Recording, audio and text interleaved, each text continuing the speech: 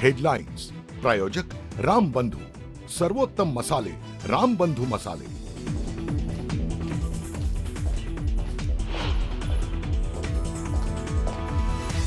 शरद पवारांच्या राष्ट्रवादी काँग्रेसने काँग्रेसला विलीनीकरणाचा प्रस्ताव दिल्याची सूत्रांची माहिती.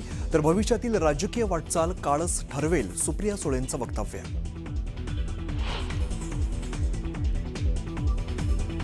विलीनीकरणाचा प्रस्ताव शरद पवारांकडून फार पूर्वीच होता, मात्र या सर्व प्रक्रियेला आता सुरुवात झाली आहे. देश विकणाऱ्यांना सत्तेतून बाहेर काढा, हाच आमचा अजेंडा. नाना पटोलेंचं विलीनीकरणाच्या मुद्द्यावरून भाष्य.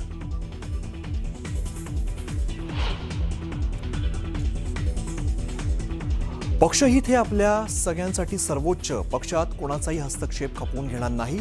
उपमुख्यमंत्री सुनेत्रा पवारांच्या पक्षातील नेत्यांचं नाव न घेता कानपिचक्या.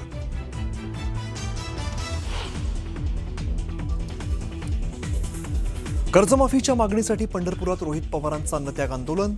प्रशासनाने नाकारली आंदोलनाला परवानगी.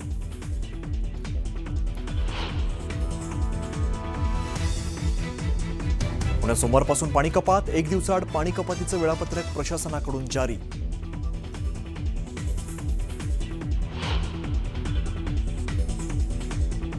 एसटी कर्मचाऱ्यांच्या महागाई भत्त्यामध्ये 5% वाढ करण्याची परिवहन मंत्री सरनाईकांची घोषणा.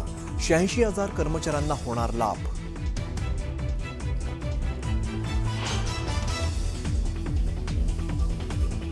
कोल्हापूरच्या अंबाबाई मंदिराच्या शिखरावर सोन्याचा कळस विराजमान. रात्रीच्या प्रयत्नानंतर शिखरावरती सुवर्ण कळस. कोल्हापूर अंबाबाईच्या मंदिराला नवा साज.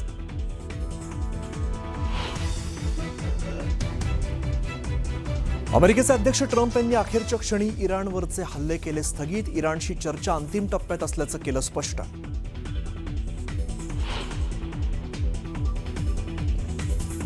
पीओकेमध्ये पाक सैन्याचा निरपराध. आंदोलकांवरती बेछूट गोळीबार. 16 जणांचा मृत्यू, 37 जण जखमी.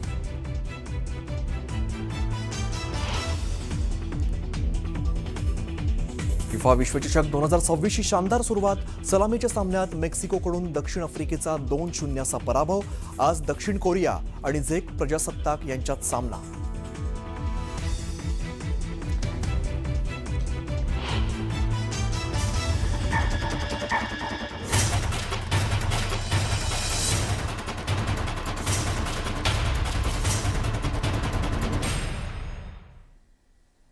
मुलुक महाराष्ट्रामध्ये सगळ्यांचं स्वागत. नमस्कार, मी अमित गद्रे. एका मोठ्या बातमीने आपण सुरुवात करतोय. शेतकरी कर्जमाफीतील जाचक अटींच्या विरोधात रोहित पवारांनी आक्रमक पवित्रा घेतलाय. कर्जमाफीवरील जाचक अटी शिथिल कराव्यात आणि शेतकऱ्यांना सरसकट कर्जमाफी द्यावी अशा मागणीसाठी राष्ट्रवादीचे युवा नेते आमदार रोहित पवार यांनी अन्नत्याग आंदोलनाचा इशारा सरकारला दिलाय. मात्र प्रशासनाने आंदोलनाला परवानगी नाकारली आहे. मात्र अन्नत्याग आंदोलनावरती रोहित पवार हे ठाम आहेत. अन्नत्याग आंदोलनाच्या पार्श्वभूमीवर रोहित पवारांनी एक्स पोस्ट करत माहिती दिली आहे. शेतकऱ्यांच्या कर्जमुक्तीसाठीचा लढा आहे. सर्वांनी शक्य त्या पद्धतीने या लढ्याला सहकार्य करून शेतकऱ्यांचा आवाज बुलंद करावा ही विनंती, असं आवाहन रोहित पवारांनी शेतकऱ्यांना केलंय.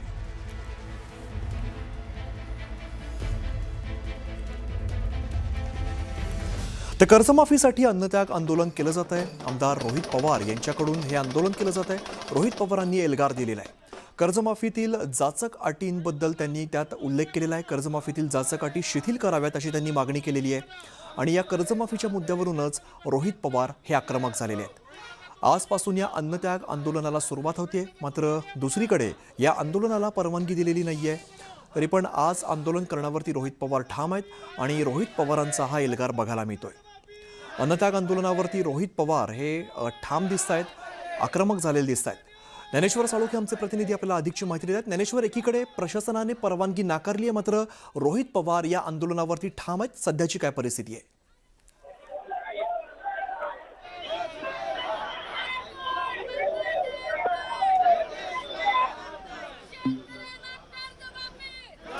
तर पुन्हा एकदा आपण ज्ञानेश्वर यांच्याशी संपर्क साधण्याचा प्रयत्न करू. मात्र पंढरपूरमध्ये हे आंदोलन पार पडतंय.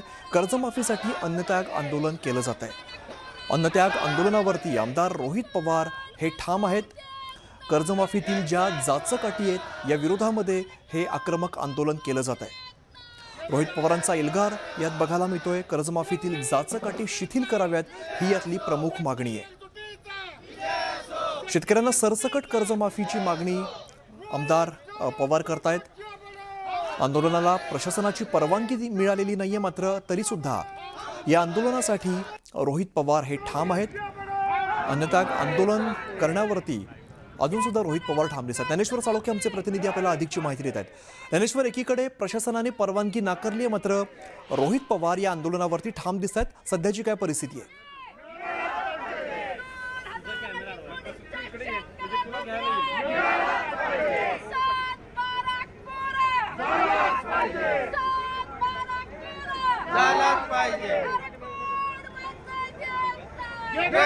हॅलो, येतोय आवाज मला?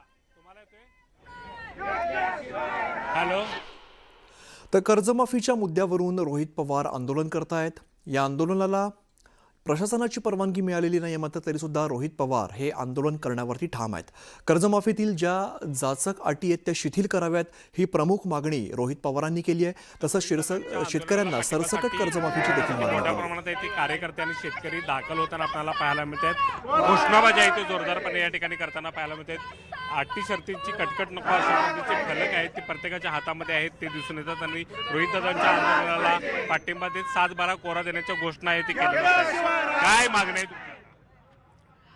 आज इथं रोहित दादा पवार यांच्या नेतृत्वामध्ये अन्नदात्यासाठी अन्नत्याग आंदोलन सुरू होत आहे.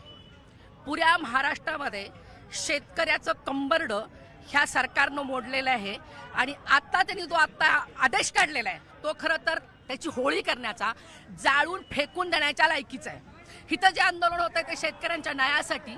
आजचा जो आदेश काढलेला आहे तो शेतकऱ्यांच्या तोंडाला पाळं पुसले. पण स्थानिक आमदार कोणी या आंदोलनात दिसत नाही. नाही, नक्की दिसतील. तुम्ही काळजी करू नका. ही शेतकऱ्याचं आंदोलन आहे, त्यामुळे सगळे येतील. तुम्ही काळजी करू नका. सगळी आमदार खासदार सर्वजण येतील इथं, कारण ही शेतकऱ्याच्या एकजुटीचा विजय आहे.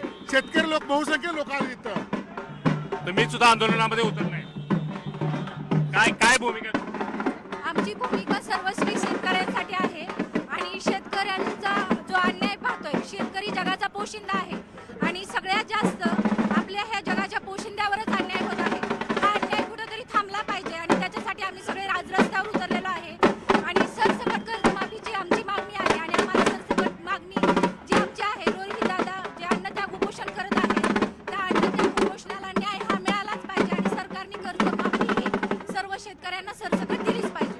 7/12 कोरा व्हावा ही अपेक्षा घेऊन हे सगळे आंदोलनामध्ये उतरल्याचं आपल्याला पाहायला मिळतात. जरी स्थानिक नेते नसले तरी कार्यकर्ते आणि शेतकरी आम्ही मोठ्या प्रमाणात या आंदोलनामध्ये सहभागी झालो आहोत. आणि निश्चितच आम्हाला रोहित दादा न्याय मिळत आहे ते हे घेऊन सगळे आंदोलन उतरले. काही वेळातच आता रोहित पवार या ठिकाणी आहे ते दाखल होणार आणि त्यासाठी त्यांच्या स्वागतासाठी आता हे सगळे कार्यकर्ते आहेत ते या आंदोलनामध्ये सहभागी होत त्यांना पाठिंबा देण्यासाठी कार्यकर्ते या रस्त्यावरती उतरल्याचं आपल्याला दिसून येते. अर्थात रोहित दादांना आंदोलनस्थळापर्यंत पोलीस जाऊ देतात का हे सुद्धा पाहणं महत्त्वाचं आहे, कारण आंदोलनाला अद्याप ही आहे ती पोलिसांनी परवानगी नाकारलेली आहे. जे आंदोलनासाठी उपस्थित होत आहेत त्यांना नोटिसा बजावण्याचं काम आहे ते त्या ठिकाणी सुरू असल्याचं पाहायला मिळते. आणि त्यामुळे नेमकं रोहितदादांचं आंदोलन हे होणार का, की पोलीस आहेत ते त्यांना आंदोलनापासून परावृत्त करणार, ताब्यात घेणार, हे सुद्धा पाहणं महत्त्वाचं आहे. एकूणच पाहायला गेलं तर कार्यकर्ते सुद्धा आक्रमक झाल्याचं या ठिकाणी दिसून येते. आणि काही वेळातच रोहितदादा या ठिकाणी आंदोलनस्थळी आता